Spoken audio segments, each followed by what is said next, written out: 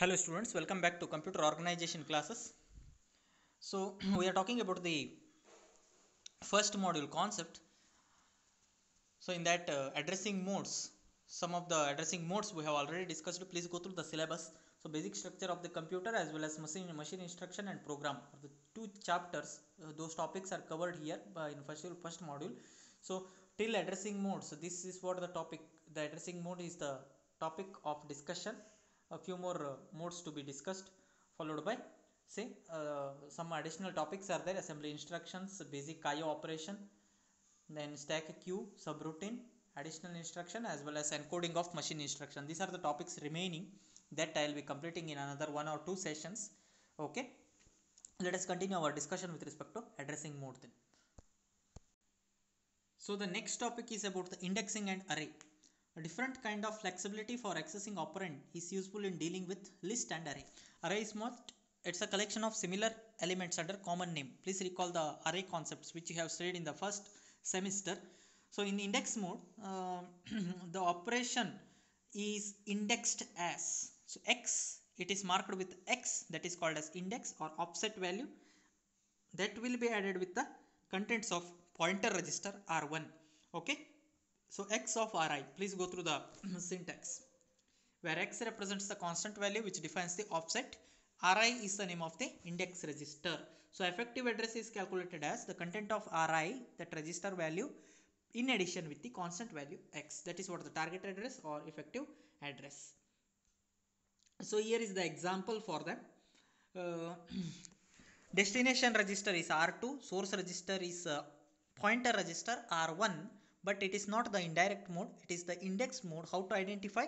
See, for array, if it is an indirect mode, it would be add R1 in bracket comma R2, which you have considered in the previous discussions, previous session. But along with that R1, we have added a prefix, additional term, an integer value, that is 20. The meaning of the meaning of that additional value is you have to consider that as the offset value. So target address is computed as, earlier target address was the address of the register, address of the pointer, right? Earlier it was like that. Now for that you have to add the constant value 20. How to find the effective address? Effective address is here x in addition with register content R1. Right now exactly come to the point. So 20 of R1 stands for, see here, 20 is the offset value. Target address of the operand will be at location not at 1000, it will be at 1020, as you can see, where 1000, it is assumed that the value stored in the pointer register R1 is 1000, so you cannot locate on to 1000 because you have to add as per this indexed mode. So you have to add the constant value 20 to 1000. So 20 plus 1000 will be 1020, will be transferred to R2. Okay. This is another example. 1000 of R1 comma R2, where R1 value is 20. R1 value is marked as 20. So answer will be 1020. Okay. Very simple thing. One example is there. Please go through here. Student addition of the test marks of the students. So similar to previous example, what we are doing is, please go through the programming example once. 3 different registers to store test 1, test 2, test 3 marks and all. So 4, 8 and 12 are the constant value we are accessing, because each with, you know why 4 to be added and all. So 8 there, that is to 8 for the existing value of R0 and 12 for the existing value of R0, that will locate you from particular word to next word, next to next, as well as 3 words after it, to access the 3 test scores of a particular student. Please go through this program, okay, carefully, and explanation is also given there. Please go through it. If you have any doubt, you ask. Next is base with index and offset. This is similar to previous one, the offset mode or indexed mode. Here what happens is 2 terms comes.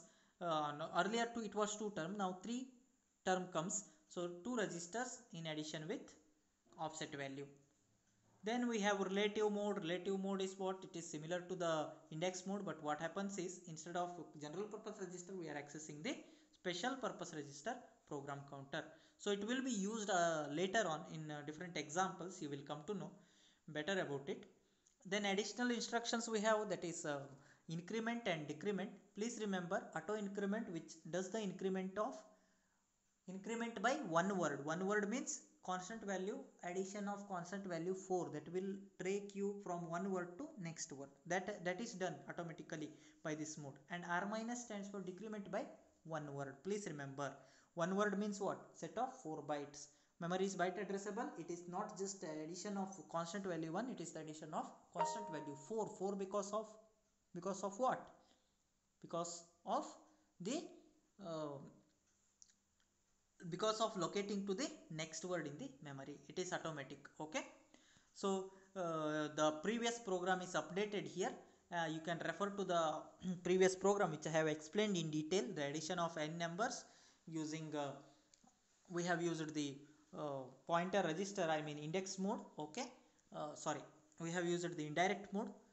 Along with that, we have used some other modes like immediate mode and all. So this is one of the example, the same example which is rewritten here using auto increment instruction. So add r2 of plus is written. Please go through inside loop. We have made a statement. So earlier it was like add r2 pointer register content r2 to r0, then add constant value 4 to r2. That was there earlier. Now r2 plus is done, plus is marked. So because of this plus, what happens? It indicates this as the auto increment mode. So automatically constant value 4 will be added. Okay,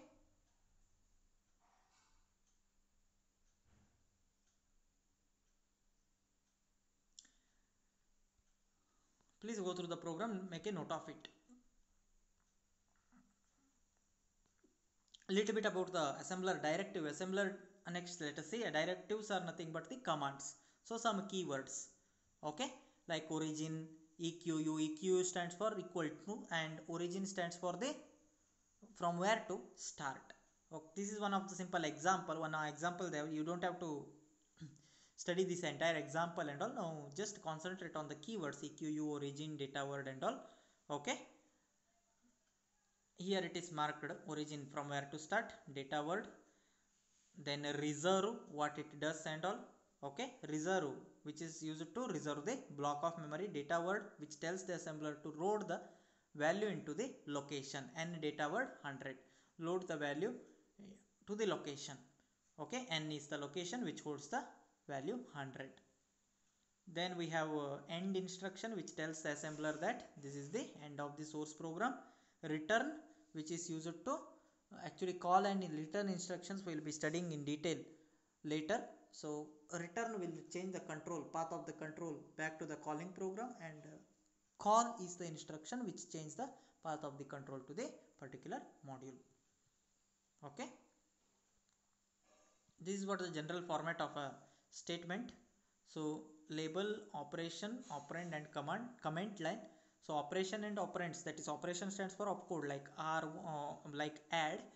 In operands r1 comma r2, such things will come. And label is optional. One example is loop. Loop is the label. Comment, this is also optional. Okay, if you require you can write. This is for your reference purpose.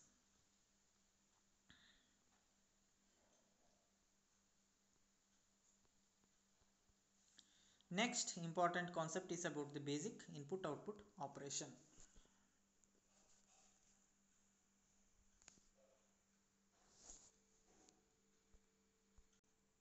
So this diagram represents the basic IO operation, input output operation. There is a processor, bus, the horizontal line on top, which represent a common bus. There is a processor and horizontal line are connected by a vertical line, a bus again. Then keyboard and display. Keyboard belongs to the category called as input device, and display or monitor belongs to the category called as output device. There are two registers, dedicated register, one in keyboard and other one is display.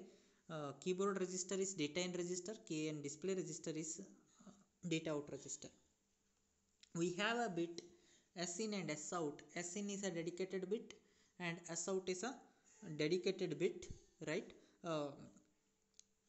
They are actually, those bits are available on the control register, which we will be discussing once again later. So single bit of information is just an indicator. Okay, it is just an indicator. It is used for indication purpose. That's it. What you know about the indicator, right? This here it is a binary indicator. So at a time it can store a single value, either 0 or 1. Similarly for s out also, either it can be stored as either it can store 0 or it can store 1 at a time. Okay, when it stores 0, and what if it stores 0, what if it stores 1? So it is signifying something. That is what we are going to discuss.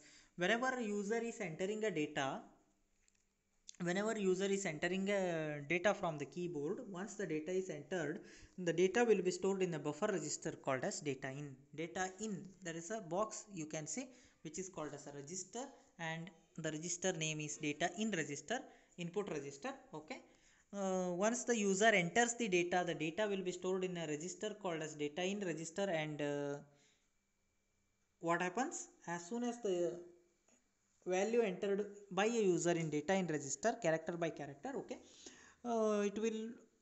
it is to be indicated to the processor, right? So on what way it is indicated? It is indicated through dedicated bit indicator. See, when you are riding a bike, when you are taking a right signal or left signal, how you will indicate, how the other person will come to know? They will come to know with the help of the indicator, right? You are using some signals, right? In the same way, once the data is entered by user, data will user through keyboard, the data will be resided for a while in a register called as buffer register associated with keyboard, that is data in. Same data should be transferred to the computer. See, everything will happen in a fraction of time. Okay, it is to be transferred to the processor for processing purpose. So before transferring it on to the processor, how processor will come to know data should be accessed from data in register? It will come to know with the help of the value associated with indicator. By default, whenever data in is empty, so indicator will be, whenever data in is empty, indicator will be turned off. That is, s in bit will store 0. So whenever s in bit stores 0, there is nothing on the, nothing is, that indicates nothing is entered by the user. But if user enters something, s in will be automatically turned to be it will be turned on. So that means s in will be set to 1. Immediately signal will be sent to processor will come to know some data is entered by user, so it will access that data for processing purpose.